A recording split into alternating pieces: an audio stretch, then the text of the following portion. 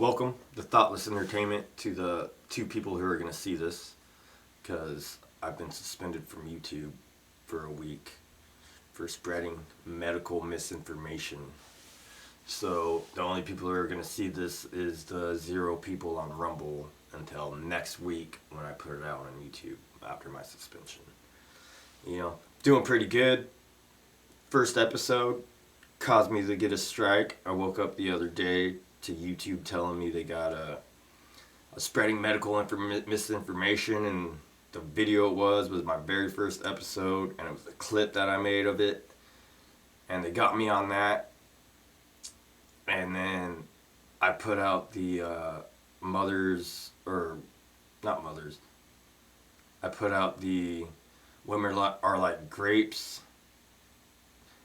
joke, and then I put out the women are like grapes joke, and the next morning after that I woke up and they got the main episode. So, just out here doing the metal gods work, putting some danger back in rock and roll, living the life. That's what it's all about.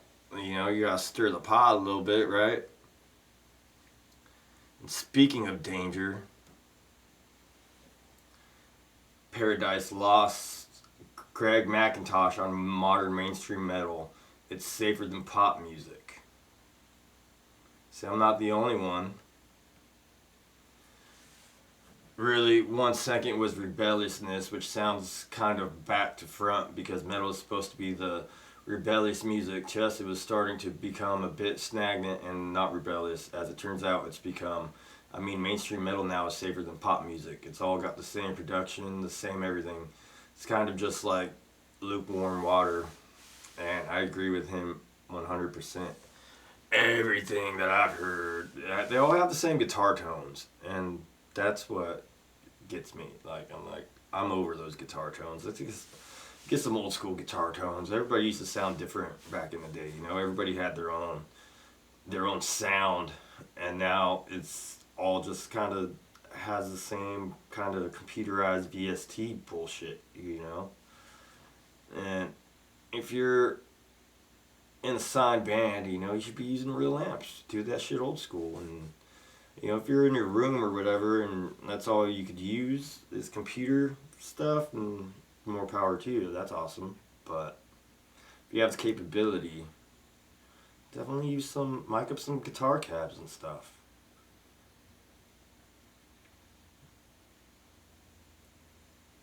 And Mike Portnoy from Dream Theater explains that you don't really need a record label anymore. Most of the labels are relying on us, and it's kind of refreshing, to be honest, he says. I guess it's kind of where we're at. You don't really need a label to get your music out there. As long as you have a distributor and a publicist, you could do the artwork yourself or with the people you work with, and it's all about social media these days. Most of the labels are relying on us, the artists, to promote their records these days. I've seen it happen with labels. I've seen it happen with concert promoters. They're relying on the artist's social media to get the word out more than they're doing it themselves. So I think that's kind of where we're going. It's kind of refreshing, to be honest. And that had me thinking, after getting these strikes on YouTube and everything, what other ways are there to promote yourself? Because if you're not going to live in their box, you're not going to be allowed in. And I refuse to do that. I'm going to do whatever I want.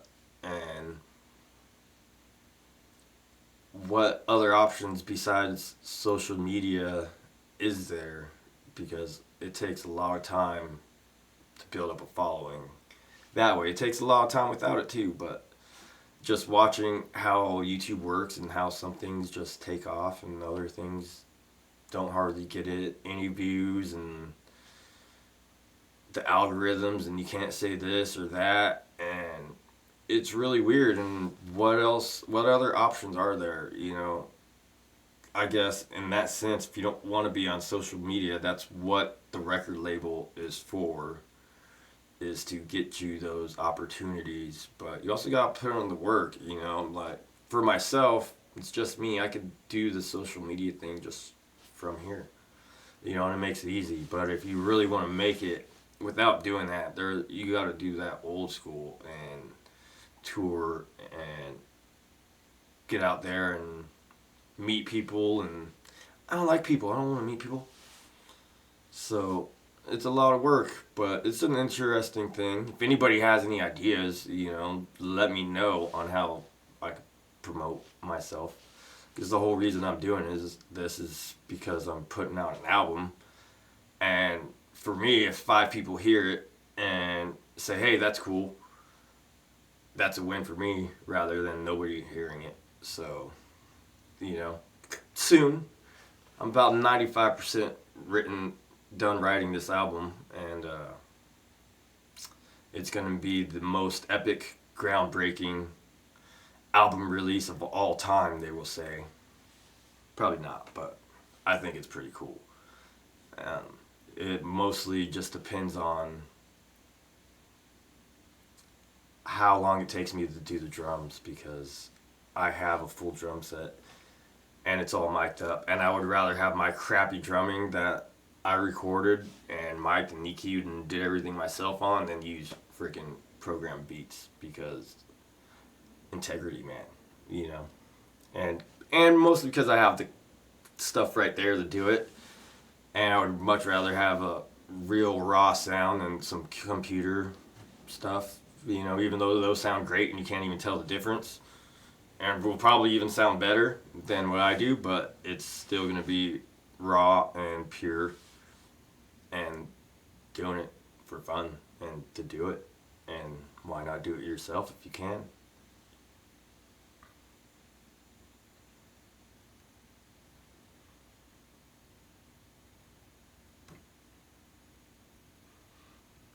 Michael Ammett from Arch Enemies thinks metal should stay underground. I don't want it in the mainstream, really, not too much. This is an alternative to the mainstream. It's an alternative to all that very premeditated, cynical approach to music. I mean, this is something that's from the heart and soul, and I want it to stay that way. And he's 100% right, because 98% of people out there don't like metal, especially extreme metal. Like, what is there, 20, 30 million, 50 million metal fans around the world? And that's like for the Metallicas and the Motley Crues and the huge bands. And Metallica's really the only one who pulls those numbers anymore. And then if you're even into more extreme music, what's it, maybe 1 million, 100,000? I don't know. How many like extreme metal fans are there in the world? It definitely is underground, and you don't want. This is a lifestyle. If you're a metalhead, you're dedicated to the music, and it's what life is. I worked my whole life just to build all this so I can make music and record metal songs, and other songs. But I have lots of metal ideas, lots of albums. Stay tuned if I don't get banned.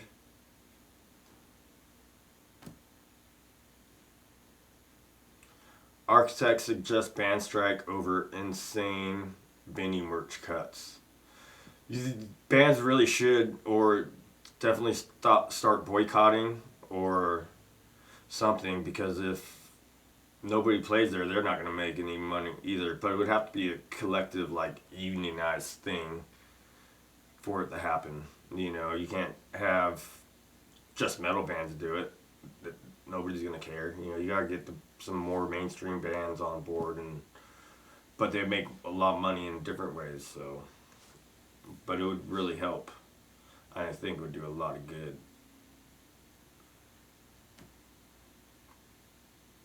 And also, while we're on the Architects, someone rushed their stage and told them they were letting down their dead guitarist.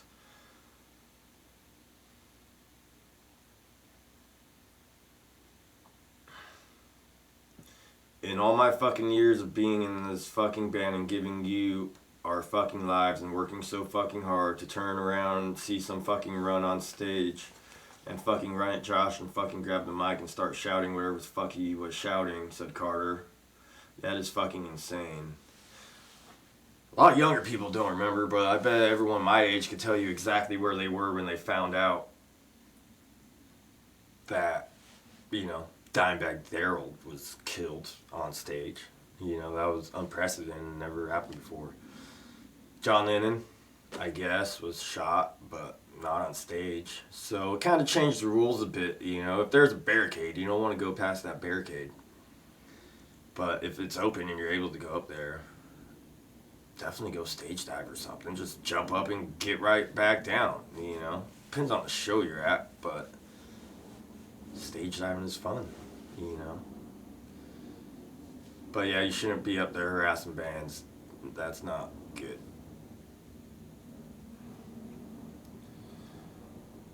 Like Dimebag Darrell was a tragedy.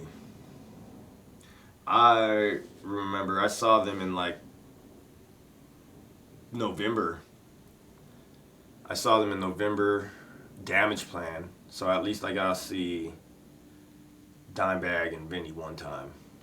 Even though it wasn't Pantera, but at least I got to see him. And then it was like a month later, I went in the school, and my friend's like, "Did you hear what happened to Dimebag?" And he's like, "He's dead." And I'm like, "You're tripping, man. What are you talking about?" And then, yeah, I found out he was murdered on stage and caused all kinds of beef, and it's been crazy.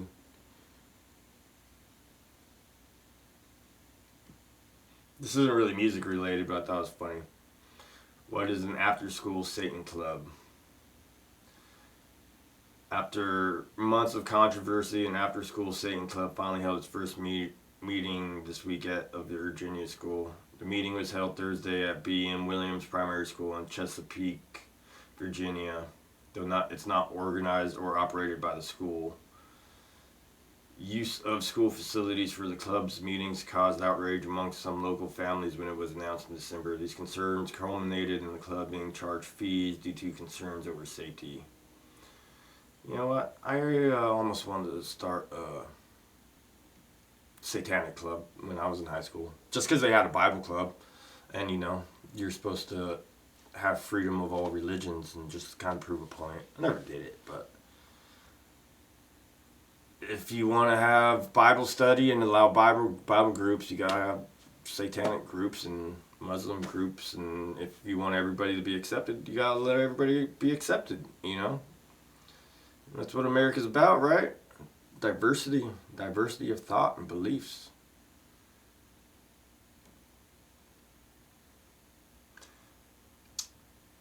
Roger Waters says he was misquoted and actually loves Dave's solos. How can you not love Dave's solos? I think Wish You Were Here was probably one of the best solos ever. But just, you know, quit being a dick, dude. Nah, it's cool. I'm a dick too, but you guys, you know, made some of the best albums ever together. Just stop fighting and do your thing, and hopefully no one listens to your spoken word Dark Side of the Moon, because the original one was perfect.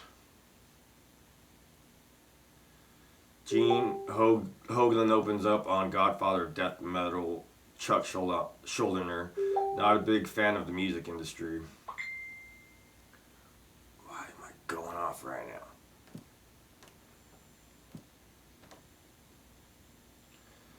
Chuck was at heart he was a very peaceful person. He loved animals, he loved gardening. He's not a big fan of people or the music industry, but he liked his friends, he liked his animals. I think that's what made him so special, because his music was totally unique, and like, he's my probably biggest influence of all time. The way he played guitar and his sense of melody was unlike anybody else I've ever heard. You know, I even got a death tattoo on my arm. So, I can't remember the name of the documentary that came out about him, but I was watching it and I was kind of disappointed though. I was like, he was a little bit of a bitch, you know, like he would kind of throw these temper tantrums, you know, commit to tours and then decide he don't want to go and just not go, and then the rest of the band went, and that caused all kinds of drama.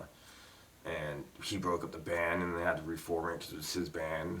And I really think that's just part of that's what made him so special, you know, really introverted, and he just played guitar and made great music.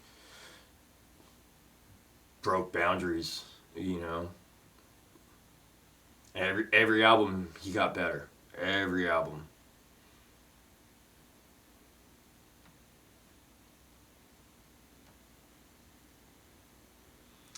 Fear Factory announced their new singer. I saw a video of the guy before, and then I went to go load it up here, and it was copyrighted, and they had to take it down. My bet is this goes one of two ways. You either get a singer who sounds completely unique and not really similar to the original singer, which is what Iron Maiden did. You know, they went from Paul Di'Anno to Bruce Dickinson, which was just a major upgrade, even though Paul was great in his own right. And then you have the AC/DC way, where you basically just get a clone of the person, and what Judas Priest did, you know, you just get your little clone and keep going, doing the same thing. And the way he was talking about and how long it took him to find people, and he found him singing songs on the internet, my bet is he's probably going to sound really close to what Burton's sound like. I really wish I didn't listen to it before. I was going to wait to listen to it here, and now I couldn't find the video of what he sounds like. It would have been cool to do that.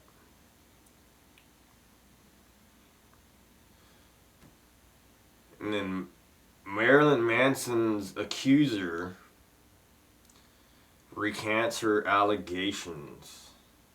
I succumbed to pressure from Evan Rachel Wood and her associates to make accusations of rape and assault against Mr. Warner that were not true, Smithline writes. It's page 6 report this week. I started to believe that what I was repeatedly told happened to Miss Wood and others also happened to me.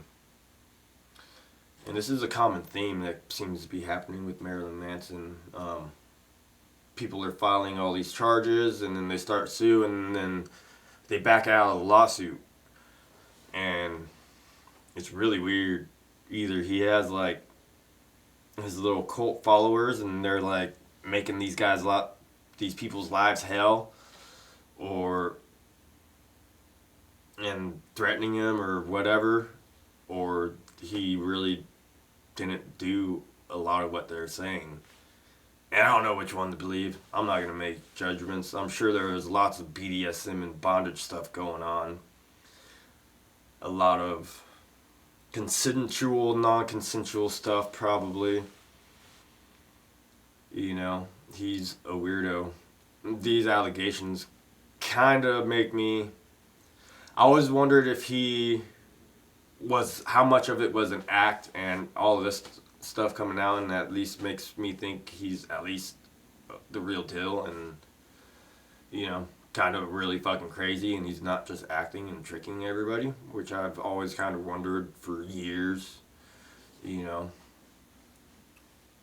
he's probably had all kinds of women thrown at him, and, you know, it's like a drug, and he does lots of drugs and cocaine, and he probably just... he lives in a state of psychosis. But thanks for watching. A week late. Hit the like button, subscribe. I'm on YouTube, Facebook, Rumble. I'll see you next time.